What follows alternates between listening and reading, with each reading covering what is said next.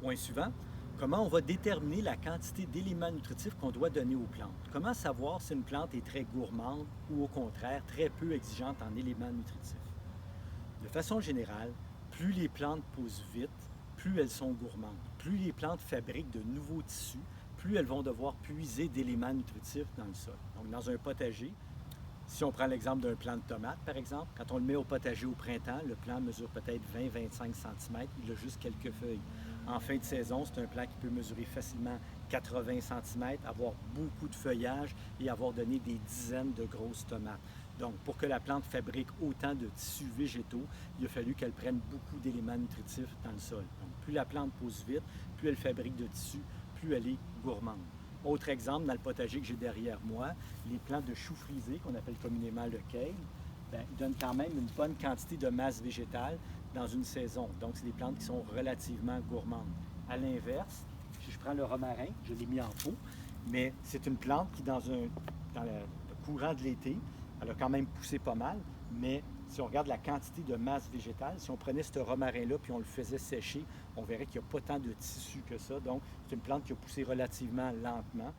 Et la quantité de matériel végétal qu'elle a produit, c'est relativement peu si on compare à des plantes plus grandes comme le kale ou encore plus comme un plant de tomate. Donc, plus la plante pousse rapidement, plus elle fabrique de tissus végétaux, plus elle est, de façon générale, gourmande en éléments nutritifs. Maintenant, il y a deux facteurs qui influencent la vitesse de croissance des plantes. Le premier, c'est sa génétique. Donc, il y a des plantes qui, au départ, génétiquement, sont gourmandes parce que c'est des plantes, comme je disais tantôt, qui poussent relativement rapidement.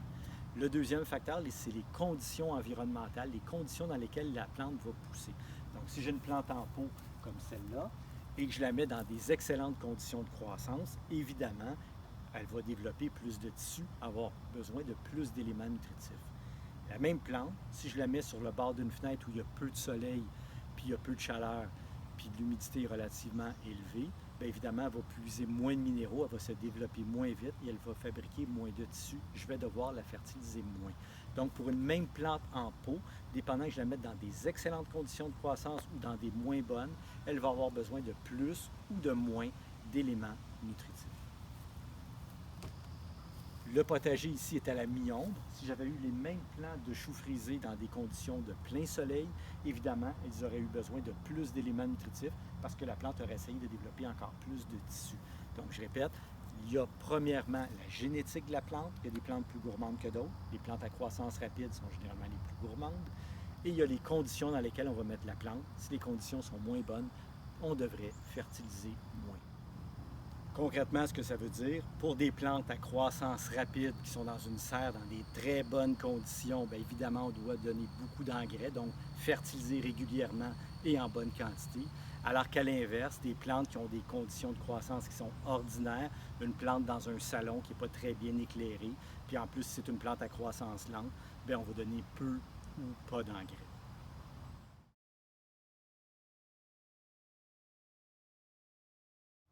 Point suivant, la fertilisation foliaire. Il va y avoir une vidéo spécifiquement sur la fertilisation foliaire. Je vais faire une démonstration. Mais de façon générale, juste pour vous l'expliquer, la fertilisation foliaire, c'est quoi? C'est appliquer de l'engrais sur les feuilles. Évidemment, les racines sont beaucoup plus efficaces que les feuilles pour absorber les éléments nutritifs, mais les feuilles sont capables d'absorber des petites quantités de minéraux. Et ça peut être particulièrement intéressant dans des situations où les racines sont mal en point. Par exemple, vous avez créé, pour différentes raisons, un problème de salinité dans vos pots. Vos racines sont pratiquement brûlées, mais vous voulez sauver votre plante. Ce qu'on pourrait faire, ce serait un lessivage ou encore rempoter la plante dans un nouveau substrat. Et le temps que la plante puisse se refaire des racines un petit peu plus fonctionnelles, on pourrait appliquer de l'engrais sur les feuilles pour que la plante ne meure pas de faim. Le taux d'absorption par les feuilles est très faible, mais le petit peu qui rentre, ça peut faire la différence dans le cas où la plante est en stress ou si elle a des carences en éléments nutritifs, par exemple. On va aussi utiliser à l'occasion la fertilisation foliaire pour donner un petit boost aux plantes, pour leur donner un surplus d'éléments nutritifs quand elles sont en période de forte exigence. Par exemple, dans un potager, on pourrait faire une application de thé de compost ou une application d'algues liquides sur le feuillage dans les périodes où la plante est en croissance rapide ou tout de suite après la transplantation quand elle vient de subir un gros stress, par exemple. Donc, la fertilisation foliaire, ça peut être un atout intéressant en fertilisation. Les trucs pour que ça fonctionne bien, on va premièrement diluer l'engrais, beaucoup, Généralement, on met à peu près le 1/4 de la dose qu'on aurait mis au niveau des racines. Donc, on va diluer un petit peu plus avant de vaporiser sur les feuilles. Pour que la fertilisation foliaire soit efficace, on va appliquer sur le dessus et le dessous des feuilles. Même l'absorption sous les feuilles est généralement supérieure parce qu'il y a plus de stomates sous les feuilles que sur le dessus. On va appliquer l'engrais dans des conditions où ça ne sèche pas trop vite. Donc, idéalement, on peut faire une application foliaire et quand ça commence à sécher sur les feuilles, on préfère une application avec simplement un petit peu d'eau pour maintenir la feuille humide plus longtemps pour permettre une meilleure pénétration des éléments nutritifs dans les feuilles. Les avantages de la fertilisation foliaire sont donc une rapidité d'absorption très grande et c'est particulièrement utile, comme je l'ai dit tantôt, dans le cas où la plante a une carence ou encore elle est en situation de stress et qu'elle a de la difficulté à absorber les éléments nutritifs par les racines.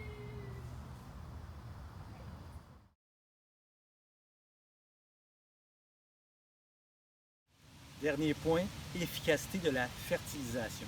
Il y a 4 lois qui expliquent le lien entre les engrais qu'on met et la croissance des plantes. Donc, plusieurs peuvent penser que les engrais, c'est magique. Plus on met d'engrais, plus les plantes poussent. Si on veut que les plantes poussent 2 fois plus vite, on a juste à mettre 2 fois plus d'engrais. Bien, c'est pas tout à fait comme ça que ça fonctionne. Il y a 4 lois qui expliquent le lien entre fertilisation et croissance. La première loi, ça s'appelle la loi du minimum. Qu'est-ce que dit la loi du minimum? Bien, on l'a vu un petit peu plus tôt. La plante elle a besoin de 16 éléments nutritifs pour vivre. Si un de ces 16 éléments-là n'est pas en quantité suffisante, il va limiter la croissance des plantes. Donc, si la plante elle a les 15 éléments nutritifs en bonne quantité, mais qu'il lui manque seulement un élément, soit par exemple le magnésium, bien, s'il manque de magnésium, la plante ne pourra pas pousser tant qu'on ne lui apportera pas plus de magnésium. C'est le magnésium qui devient à ce moment-là l'élément limitant. La loi du minimum, ce qu'elle dit, c'est que la plante doit avoir accès à tous les éléments dont elle a besoin en quantité suffisante. Si un de ces éléments-là n'est pas en quantité suffisante, la croissance va être affectée. Concrètement, ce que ça veut dire, c'est qu'une plante qui est en carence d'un élément nutritif, n'importe lequel, elle ne pousse pas normalement. Et tant qu'on ne corrigera pas la carence, la plante pousse moins bien. Donc, loi du minimum, il faut s'assurer que la plante ne manque de rien. Deuxième loi, la loi de l'optimum. Qu'est-ce qu'elle dit, la loi de l'optimum? Chaque élément nutritif a un bon dosage. Si on ne donne pas assez d'un élément nutritif, la plante est en carence. Si on applique le bon dosage, elle est à l'optimum.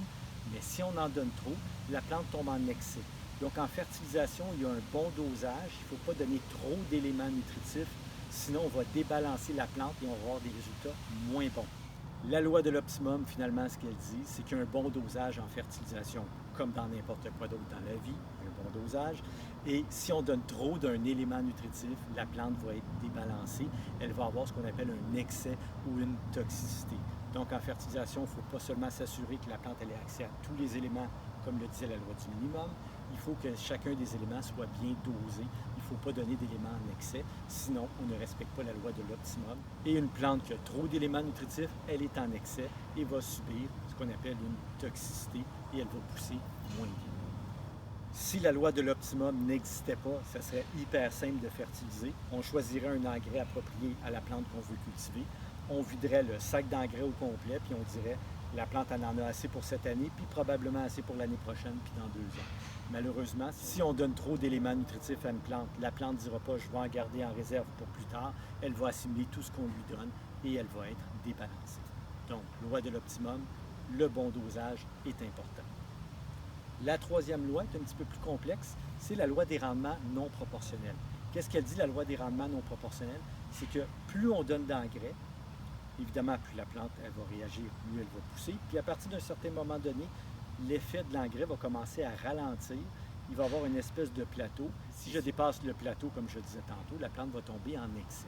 Donc, en fertilisation, si on ne sait pas comment fertiliser, l'idéal, c'est de donner au moins un peu d'éléments nutritifs parce que les premières doses, c'est ce que dit la loi des rendements non proportionnels, les premières doses ont plus d'effet que les doses suivantes. Quand on ne sait pas quelle quantité d'engrais donner, on est mieux d'en donner un peu plutôt qu'en donner trop. Avec un peu, la plante va quand même être capable de faire une belle croissance. Si on est capable de viser l'optimum, c'est encore mieux, mais en bas de l'optimum, on peut avoir quand même de très bons résultats à cause de la loi des rendements non proportionnels qui dit que les premières doses ont plus d'impact que les doses suivantes.